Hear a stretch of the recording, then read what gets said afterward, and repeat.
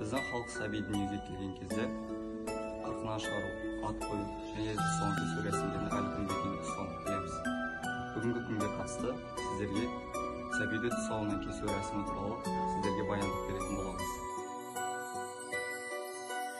Тұсауынды кесейін, ала жіпті шешейін, құтты болсын талабың сенің.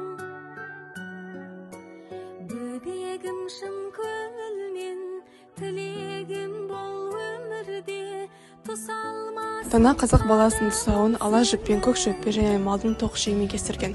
Ала жіппен кестірудің себебі бала ақ пен қараны ажырата алып, әділетті адам болып өссін деп ырымдаған. Ал малдың тоқ ішегімен кесудің себебі ол бала дәулетті бай ортада өмір сүрсін деп. Ал шөп деген шөпте құрметтеп өсіп өңгенін қалаған.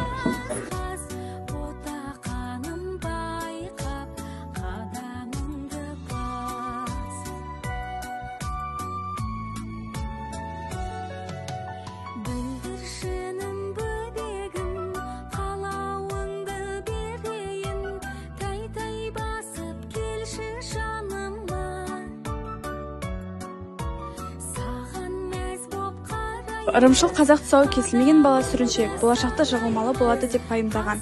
Ал тұсауы кесілген бала біреудің ала жібін аттамайтын, жолы ашық азамат болады деп сипаттаған. Тұсаукесер сәби бесіктен шыққан сәтте еңбектеуден өткен соң қаз түрік тәйте басқанда жасалатын дәстүр.